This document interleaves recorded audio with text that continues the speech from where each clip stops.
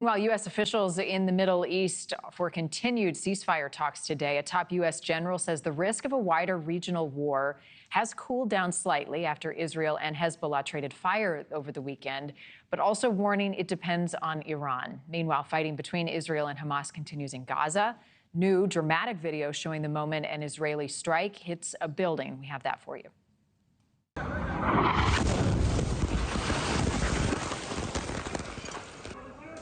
And the power from that strike sending the camera to the ground. More than 40,000 Palestinians have been killed in the war, according to Gaza's health ministry. Those numbers do not differentiate between civilians and members of Hamas. NewsNation's Tom Dempsey has the latest for us from Washington, D.C. Tom, we just learned the IDF has rescued a hostage. What more can you share?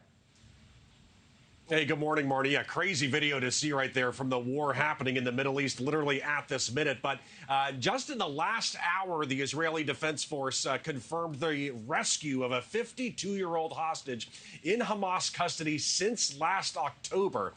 In a post to social media, the Israeli Defense Force included a picture of this rescued hostage who, again, was in custody since last October, and describing him as being in stable medical condition, but currently at the hospital being checked on. Over 100 people are still in Hamas custody at this moment, and that is a very big part of these ongoing ceasefire negotiations. At this hour, a group of international mediators, including a team from the United States, has gotten back to work on discussions over a possible ceasefire deal.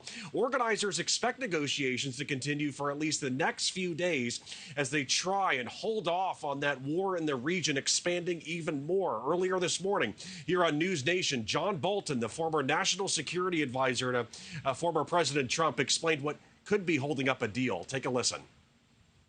The fundamental disagreement is that Israel is prepared for a time-limited ceasefire in exchange for the release of the remaining Israeli hostages that Hamas holds. What Hamas wants is a permanent end to the war and the withdrawal of all Israeli troops from the Gaza Strip.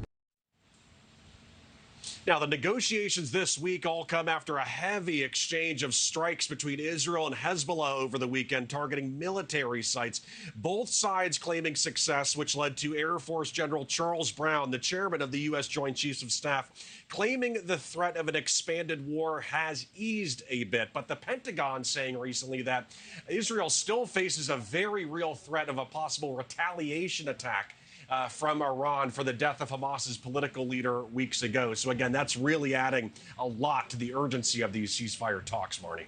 It's a world away, but it can feel like a small place at times. What would a wider regional conflict, Tom, mean for folks here in the U.S.?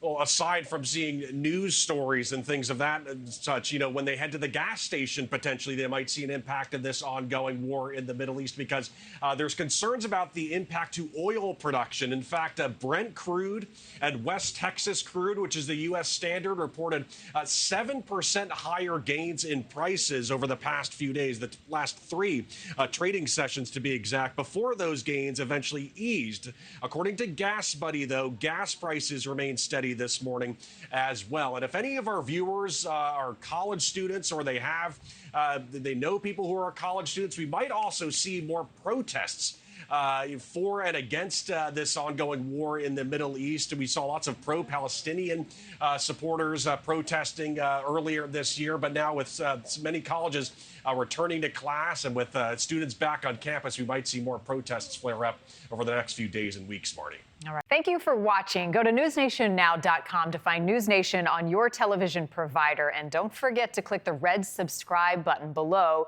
to get more of NewsNation's fact-driven, unbiased coverage.